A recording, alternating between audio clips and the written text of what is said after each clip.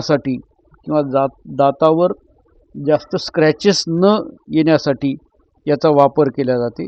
त्याचबरोबर हा चेविंग गमचा सुद्धा कंपोनंट आहे आणि फिलर इन कॉस्मेटिक्समध्ये सुद्धा याचा वापर होतो. म्हणजे कॉस्मेटिक्समध्ये सुद्धा याचा वापर आहे असं आपण म्हणू शकतो. कॉस्मेटिक्स म्हणजे सौंदर्य प्रसाधने. त्यानंतर पुढचा कंपाऊंड आहे कॅल्शियम सल्फेट, CaSO4 हा फॉर्म्युला आहे. यालाच आपण प्लॅस्टर ऑफ पॅरिस म्हणतो. Plaster of Paris. आणि हा हायड्रेटेड कॅल्शियम सल्फेट आहे, पण 2 मॉलिक्यूल ऑफ कॅल्शियम सल्फेट मध्ये मिळून एक वॉटर असते. म्हणजे एका कॅल्शियम सल्फेट बरोबर अर्धा वॉटर मॉलिक्यूल, म्हणून याला calcium hemihydrate is nothing but the plaster of Paris. याच्यावर सुद्धा प्रश्न येऊ शकतो. म्हणजे सगळेच हायड्रेटेड कॅल्शियम सल्फेट दिले तर प्लॅस्टर ऑफ पॅरिस कोणाला म्हणायचं, तर ज्याच्यामध्ये वॉटर ऑफ क्रिस्टलायझेशन आणि कॅल्शियम सल्फेट याचा रेशो 1:0.5 आहे किंवा 2:1 आहे. असं जर असेल तर तो फॉर्म्युला कोणाचा झाला, प्लॅस्टर ऑफ पॅरिसचा असं आपण म्हणू शकतो. मग याला आपल्याला काय म्हणते, प्लॅस्टर ऑफ पॅरिसला हेमीहायड्रेट और semi hydrate of calcium sulphate is nothing but the plaster of Paris. मग आता हे कशापासून मिळवतात, तर जिप्सम पासून. हे जिप्सम काय आहे, तर हे सुद्धा कॅल्शियम सल्फेटच आहे, CaSO4, पण याच्यामध्ये वॉटर ऑफ क्रिस्टलायझेशन किती आहे, 2 आहे. म्हणजे gypsum is nothing but the calcium sulphate dihydrate. याला आपण 393 केल्विन पर्यंत हीट करायचं, याच्यावर टेम्परेचर जाऊ द्यायचं नाही. तर याच्यामध्ये काय होते, हे 2 मॉलिक्यूल कॅल्शियम सल्फेटचे म्हणजे या जिप्समचे कंबाईन झाल्यानंतर याच्यापासून 2CaSO4 म्हणजे आपण CaSO4 टेकन ट्वाईस आणि H2O असं लिहिलं तर एका कॅल्शियम सल्फेटला अर्धा वॉटर आला असं आपण म्हणू शकतो. म्हणजेच याच्यातून काय तयार झाले, 2CaSO4 डॉट हाफ H2O. मग हा काय झालेला आहे, प्लॅस्टर ऑफ पॅरिस, किंवा त्यालाच आपण कॅल्शियम सल्फेट म्हणून जे वापरणार आहोत. जे gypsum on heating up to 393 kelvin gives plaster of Paris, that is hemihydrate of the calcium sulphate म्हणू शकतो. पण याला जर आपण 393च्या वर हीट केलं अबव, तर हे वॉटर सुद्धा याचं निघून जाते आणि आपल्याला anhydrous copper sulphate calcium sulphate मिळते. That anhydrous calcium sulphate is known as dead burnt plaster. Dead burnt plaster चा फॉर्म्युला काय, तर CaSO4. जिप्समचा फॉर्म्युला काय, तर CaSO4 2H2O. आणि प्लॅस्टर ऑफ पॅरिसचा फॉर्म्युला काय, तर CaSO4 हाफ H2O असं आपण म्हणू शकतो. त्याच्यानंतर plaster of Paris has property of setting with water. म्हणजे सिमेंट सारखं काम करते. वॉटर टाकल्यानंतर त्याचं त्या डायहायड्रेटमध्ये रूपांतर होते, हेमीहायड्रेटचं, आणि ते सेट होते सॉलिड म्हणून. On mixing with an adequate quantity of water it forms a plastic mass that gets into a hard solid in 5 to 15 minute. म्हणजे 5 ते 15 मिनिटामध्ये त्याचं सॉलिड तयार होते आणि ते सॉलिड आपण प्लॅस्टर सारखं किंवा ऑर्नामेंट सारखं तयार करू शकतो. मग याच्या युजेसमध्ये काय काय म्हणणार आपण, it is used in building industry and plastering the walls. त्यानंतर it is used in plastering bones and sprain. म्हणजे आता बोन फ्रॅक्चर झालेला असेल तर आपण त्याला प्लॅस्टर केलं म्हणतो, तर त्या प्लॅस्टरिंगसाठी याचा वापर करतो. म्हणजे कॅल्शियम सल्फेट हेमीहायड्रेट म्हणजेच प्लॅस्टर ऑफ पॅरिसचा वापर करतो. त्यानंतर स्प्रेन म्हटलेलं आहे. टेक्स्टबुकमध्ये शब्द वापरला स्प्रेन. स्प्रेन म्हणजे आपण मसलला लिगामेंटला जर इजा झालेली असेल तर त्या ठिकाणी वेदना होत असेल तर त्या ठिकाणी सुद्धा प्लास्टर करू शकतो. मग ते लिगामेंट भरून निघण्यासाठी काही कालावधी लागतो. म्हणून बोन फ्रॅक्चरमध्ये आणि स्प्रेनमध्ये याचा प्लॅस्टरिंगसाठी वापर केला जाते. दातांचं सुद्धा त्याचं व्हाईटनेस मेंटेन करण्यासाठी म्हणजे डेंटिस्टीमध्ये सुद्धा याचा वापर होतो.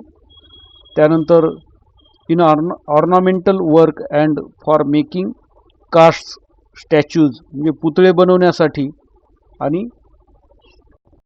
आपण पुट्टी वगैरे करतो भिंती एकदम गुळगुळीत व्हाव्या म्हणून, मग त्यासाठी याचा वापर होतो. त्याच्यानंतर नेक्स्ट कंपाऊंड जो आहे कॅल्शियमच्या युजेसमधला कोणता आहे तर सिमेंट आहे. सिमेंट आपलं नाव सगळ्यांनी ऐकवलेलं आहे. त्यालाच आपण ते पहिल्यांदा इंग्लंडमध्ये पोर्टलँड इथं वापरल्या गेल्यामुळे त्याला पोर्टलँड सिमेंट सुद्धा म्हणतात. तर हे पोर्टलँड सिमेंट त्याच्यामध्ये नेमकं काय काय असते तर त्याचं कंपोजिशन बघितलं तर त्याच्यामध्ये कॅल्शियम ऑक्साईड हा 50 to 60% असतो. नंतर त्याच्यामध्ये हा सिलिका सँड वाळू 20 to 25% असते. नंतर ॲल्युमिना Al2O3 हे 5 to 10% असते. नंतर मॅग्नेशियम ऑक्साईड हे 2 to 3% असते. नंतर फेरिक ऑक्साईड हे 1 to 2% असते. आणि अनहायड्रस सल्फ्युरिक ॲसिड म्हणजे SO3 हा 1 to 2% असते. म्हणजे हे एक ॲव्हरेज कंपोजिशन पोर्टलँड सिमेंट किंवा सिमेंटचं. एखाद्या सिमेंटला आपल्याला गुड सिमेंट म्हणायचं असेल तर त्याच्यामधला हा जो रेशो आहे कशाचा सिलिका म्हणजेच SiO2 आणि Al2O3 हा रेशो कसा असला पाहिजे 2.4 to 4 या रेंजमध्ये असला पाहिजे. आणि त्याच्यातला लाईम म्हणजे CaO आणि SiO2 CaO SiO2 Fe2O3 याचं कंपोजिशन चा रेशो हे 2च्या आसपास असला पाहिजे. हे असं जर असेल या प्रमाणात जर हे कंपोनंट असतील तर ती सिमेंट बेटर आहे असं आपण म्हणू शकतो. त्यानंतर the raw material for the manufacture of cement are limestone and clay. Limestone म्हणजेच काय CaCO3 आणि क्ले म्हणजे आपण त्याला माती म्हणू शकतो. तर याच्यामध्ये वेगवेगळे कंपोनंट असतात. या क्लेमध्ये सिलिका असते, सिलिकेट्स असतात, ॲल्युमिना असते, आयर्न ऑक्साईड असते. म्हणजे असे 2 मेजर कंपोनंट म्हणजे कॅल्शियम कार्बोनेट आणि क्ले या दोन्हीपासून आपण सिमेंट बनवतो. When clay and lime are strongly heated या दोघांच्या मिक्सचरला आपण स्ट्रॉंगली हीट केलं तर आपल्याला फ्युज्ड मास मिळते. त्याला सिमेंट क्लिंकर म्हणतात. Cement clinker. What is cement clinker? When these component calcium carbonate and clay are strongly heated the component formed after heating is known as cement clinker. This clinker is mixed with 2 to 3% by weight of gypsum. म्हणजे त्याच्यामध्ये या clinker मध्ये काय टाकायचं gypsum म्हणजे CaSO4 2H2O डायहायड्रेट calcium सल्फेटचा हे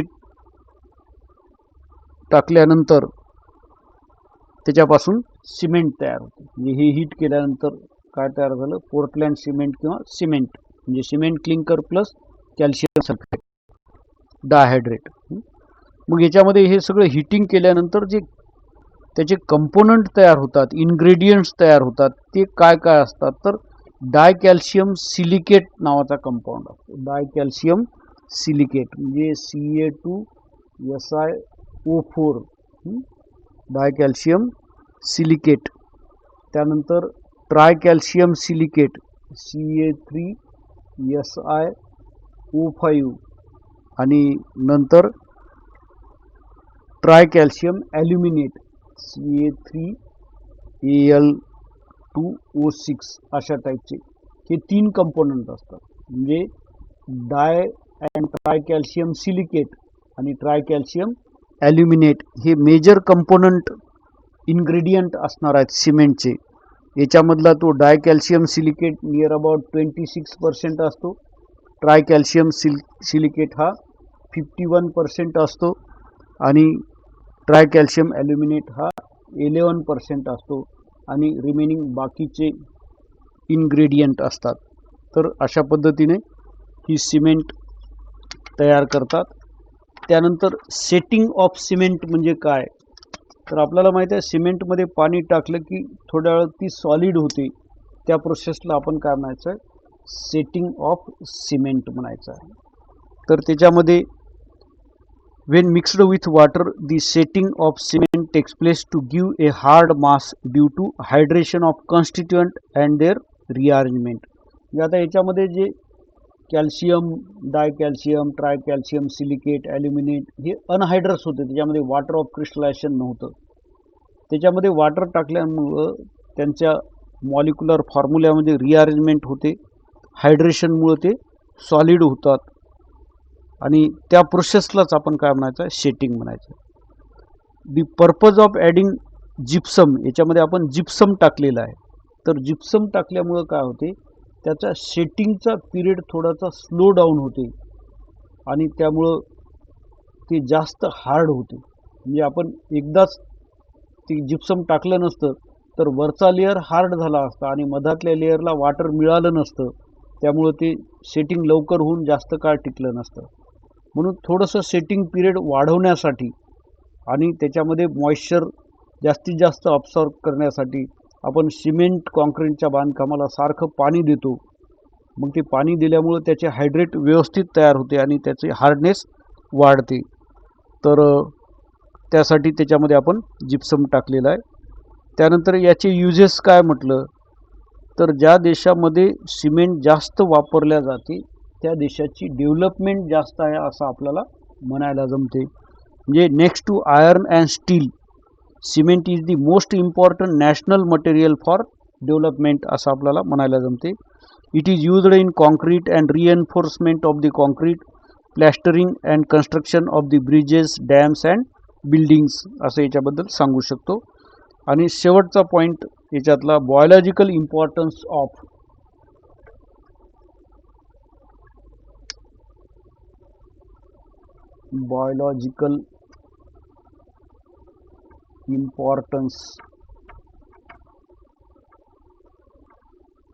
of calcium and magnesium किंवा magnesium and calcium. Biological system मधले हे एलिमेंट आणि हे शरीरामध्ये कोणतं महत्त्वाचं काम करतात त्याच्याबद्दल. तर अडल्ट बॉडीमध्ये म्हणजे जवळपास त्याचं 70 किलोग्रॅम जर वजन असेल तर त्याच्यामध्ये 25 ग्रॅम काय असतो, मॅग्नेशियम असतो. म्हणजे 70 किलोग्रॅम ज्याचं वजन आहे, किती 70 किलोग्रॅम ज्या व्यक्तीचं वजन आहे त्याच्या शरीरामध्ये 25 ग्रॅम काय असतो, मॅग्नेशियम आणि 1200 ग्रॅम काय असतो, कॅल्शियम.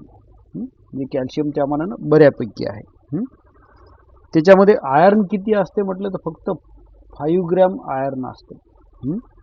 आणि कॉपर किती असते म्हटलं तर 0.06 ग्रॅम असते, कॉपर असते. आपल्याला हे दोन महत्त्वाचे आहे. पण बाकीच्या एलिमेंट मेटलच्या मानाने हे किती आहेत म्हटलं तर, म्हणजे most abundant metal in human body कोणता म्हटलं तर कॅल्शियम म्हणायला जमते आपल्याला. मग आता डेली रिक्वायरमेंट यांची किती आहे, 200 ते 300 मिलीग्रॅम. 1 ग्राम म्हणजे 1000 मिलीग्रॅम, म्हणजे आपल्याला 0.2 to 0.3 मिलीग्रॅम हे कॅल्शियम मॅग्नेशियम डेली आपल्या डाएटमधून शरीरामध्ये गेले पाहिजेत. आता यांचा शरीरामध्ये वापर कुठं होतो, तर जे एन्झाईम ATP फॉस्फेट ट्रान्सफर मेकॅनिझममध्ये काम करतात त्यांना हा मॅग्नेशियम हा को फॅक्टर आहे. आपण बायोमॉलिक्यूलमध्ये प्रोटीन्स बघितले, प्रोटीनमध्ये कॉन्जुगेटेड प्रोटीन बघितले त्याच्यामध्ये त्या प्रोटीनचा हायड्रॉलिसिस केल्यानंतर आपल्याला अल्फा अमायनो ॲसिड आणि सम नॉन प्रोटीन पार्ट मिळतो, त्याला आपण प्रोस्थेटिक ग्रुप किंवा को फॅक्टर म्हणतो. तर मोस्ट ऑफ दी एन्झाईमचा जिथे एनर्जी ट्रान्सफर आहे त्या ठिकाणी ॲक्ट होणाऱ्या एन्झाईममध्ये मॅग्नेशियम हा को फॅक्टर असतो. त्यानंतर ग्रीन प्लॅंटचा मेन पिगमेंट की जो लाईट अब्सॉर्ब करून एनर्जी रिलीज करतो ते क्लोरोफिल मधला सुद्धा को फॅक्टर. क्लोरोफिल हा कॉन्जुगेटेड प्रोटीन आहे, त्याच्यामध्ये सुद्धा कोणता मेटल असते म्हटलं तर मॅग्नेशियम असते म्हटलं. त्यानंतर कॅल्शियम बद्दल about 99% of the calcium is present in bones and teeth. म्हणजे शरीरामध्ये असा ब्लडमध्ये एन्झाईममध्ये वगैरे नाही, जवळपास 99% कॅल्शियम शरीरामध्ये कशामध्ये आहे, बोन्स आणि टीथमध्ये आहे. त्यानंतर it also plays an important role in neuro muscular function, interneural transmission. Neuro muscular म्हणजे मेंदूचा आदेश मसलला देणं आणि मसलनं ती ॲक्शन करणं, याला आपण काय म्हणायचं आहे, न्यूरो मस्क्युलर फंक्शन. त्याच्यामध्ये सुद्धा कॅल्शियम इन्व्हॉल्व आहे. आणि इंटरन्यूरल ट्रान्समिशन म्हणजे मेंदूकडून नर्वस सिस्टमनं जे इम्पल्सेस येतात ते एका न्यूरॉनकडून दुसऱ्या न्यूरॉनकडे, दुसऱ्याकडून तिसऱ्याकडे असं, तर त्याला इंटरन्यूरल ट्रान्समिशन यामध्ये सुद्धा कॅल्शियम पार्टिसिपेट होतो. सेल मेम्ब्रेनची इंटिग्रिटी, सेल मेम्ब्रेनला एकत्रित धरून ठेवण्यासाठी हे कॅल्शियमचे कंपाऊंड, सेल मेम्ब्रेन वेगवेगळ्या मॉलिक्यूल कंपाऊंड पासून बनलेली आहे, पण त्यांना एकत्रित धरून ठेवण्यासाठी हे कॅल्शियम मदत करते. आणि याचबरोबर ब्लड कोआगुलेशन किंवा क्लॉटिंग ऑफ दी ब्लडमध्ये सुद्धा कॅल्शियम महत्त्वाचा रोल प्ले करते. त्यानंतर calcium concentration in plasma is about 100 milligram. म्हणजे प्लाझ्मामध्ये त्याचं कॉन्सन्ट्रेशन किती आहे, 100 मिलीग्रॅम पर लिटर. म्हणजे 1 लिटर ब्लड प्लाझ्मामध्ये किती असणार आहे, 100 मिलीग्रॅम, म्हणजे अतिशय कमी असतो तो. आणि याचं हे प्रमाण ब्लडमध्ये किंवा त्या प्लाझ्मामध्ये मेंटेन करण्याचं काम, म्हणजे जसं शुगर लेवल मेंटेन करण्याचं काम इन्सुलिन नावाचं हार्मोन करते, तसं या कॅल्शियमचं प्रमाण मेंटेन करण्याचं काम 2 हार्मोन करतात. त्याच्यातल्या एकाचं नाव आहे कॅल्सिटोनिन, म्हणजे it regulate the amount of calcium in blood plasma म्हणू शकतो. आणि दुसरा आहे पॅराथायरॉइड हार्मोन, पॅराथायरॉइड हार्मोन. असे 2 हार्मोन हे कॅल्शियमचं प्रमाण ब्लड प्लाझ्मामधलं मेंटेन करतात. त्यानंतर बोन हा जो आहे तो कॉन्स्टंट न बदलणारा पोर्शन नाही. बोन सॉलिड अनडिझॉल्व होणारा असाही मटेरियल नाही. बोन मधला कॅल्शियम दररोज काही प्रमाणात डिझॉल्व होऊन प्लाझ्मामध्ये येतो आणि प्लाझ्मामधला काही कॅल्शियम त्याच्यामध्ये डिपॉझिट होत असते. तर बोन हे इनर्ट नाही, ते सारखं कंटिन्युअसली चेंज होत असते. प्रत्येक दिवशी 400 मिलीग्रॅम बोन काय होते, डिझॉल्व होते आणि तेवढाच मिलीग्रॅम काय होते, डिपॉझिट होते. म्हणजे दररोज 400 मिलीग्रॅम बोन, जुनं बोन डिझॉल्व होणार आणि नवीन बोन तयार होणार. तर हे सगळा कॅल्शियम जो शरीरामध्ये एक्सचेंज होतो, त्याचं एक्सचेंज कुठं होते, तर ब्लड प्लाझ्मामध्ये होते असं आपण म्हणू शकतो. तर विद्यार्थी मित्रांनो, याबरोबरच आपण हा टॉपिक यस ब्लॉक टॉपिक या ठिकाणी आपण कंप्लीट केलेला आहे. त्याच्यामध्ये आपण काय काय घेतलं, तर पहिल्यांदा अल्कली मेटल्स घेतले. त्याच्यामध्ये कोणकोणते येतात, तर लिथियम, नंतर सोडियम, पोटॅशियम, रुबिडियम, सिझियम, फ्रान्सियम आणि नंतर काय घेतलं, तर आपण अल्कलाइन अर्थ मेटल की ज्याच्यामध्ये beryllium, magnesium, calcium, strontium, barium आणि रेडियम यांच्यामध्ये आपल्याला यांचं इलेक्ट्रॉनिक कॉन्फिगरेशन, पिरियॉडिक पोझिशन, यांच्यावर ऑक्सिजनची, नायट्रोजनची, हॅलोजनची, वॉटरची काय काय ॲक्शन होते, त्यानंतर यांच्या प्रॉपर्टीजमध्ये काय चेंजेस होतात डाऊन दी ग्रुप, त्यानंतर अल्कली मेटलमध्ये आपण सोडियमच्या काही कंपाऊंडचा अभ्यास केला आणि अल्कलाइन अर्थ मेटलमध्ये कॅल्शियमच्या काही कंपाऊंडचा अभ्यास केला. त्याचबरोबर या अल्कली मेटलमध्ये how lithium behaves differently than the rest of the element of the group, म्हणजेच अनामोलस बिहेवियर डिस्कस केलं. त्याचबरोबर लिथियमचं diagonal relationship with magnesium discuss केलं. त्यानंतर इथं या अल्कलाइन अर्थ मेटलमध्ये anomalous behaviour of beryllium and diagonal relationship of beryllium with aluminium आणि या कॅल्शियमच्या कंपाऊंडचं प्रिपरेशन, प्रॉपर्टीज आणि युजेस डिस्कस करून मॅग्नेशियम आणि कॅल्शियमचं बायोलॉजिकल इम्पॉर्टन्स आणि याच्यामध्ये सुद्धा आपण सोडियम आणि पोटॅशियमचं बायोलॉजिकल इम्पॉर्टन्स सांगितलेलं आहे. With this we have completed S block element topic आणि आपण या पूर्ण अल्कली मेटल आणि अल्कलाइन अर्थ मेटलवर एक एंट्रान्स टाईप परीक्षा घेऊत आणि त्या परीक्षेच्या इव्हॅल्युएशनवरून आपल्याला कळेल की आपण तो टॉपिक कुठपर्यंत तयार केलेला आहे. तरी त्या परीक्षेला जायच्या अगोदर तुम्ही टेक्स्टबुकमधून तो टॉपिक पूर्ण वाचा. काही समजलं नसेल तर आपले व्हिडिओ परत बघा आणि त्याच्यातूनही काही समजलं नसेल तर माझ्या पर्सनल व्हॉट्सअपवर तुम्ही जो पोर्शन कळाला नाही किंवा कोणा एखाद्या ऑब्जेक्टिव्ह प्रश्नाबद्दल काही एक्सप्लेनेशन लागत असेल तर त्याचे तुम्ही फोटो पाठवा. याच्यावर एक लवकरच आपण परीक्षा घेऊत आणि त्या परीक्षेमधून परत डिस्कस करून याच्यानंतर आपण नवीन टॉपिक चालू करणार आहोत, डी ब्लॉक एलिमेंट. तो 12वीचा टॉपिक आहे. तो नीट, CET, JEEच्या विद्यार्थ्यांना उपयोगी असणार आहे आणि आता 11वीतले विद्यार्थीसुद्धा आपण 12वीत आलेले आहोत, त्यामुळं तो टॉपिक आता सगळ्यांसाठीच उपयोगी पडणार आहे. त्या दृष्टिकोनातून सगळ्यांनीच ते व्हिडिओ पाहायचे आणि त्याचे टेक्स्टबुकमधून तो टॉपिक वाचायचा. तर विद्यार्थी मित्रांनो, तुम्ही या सगळ्या सूचनांचं पालन करसाल अशी अपेक्षा ठेवतो आणि थांबतो. धन्यवाद.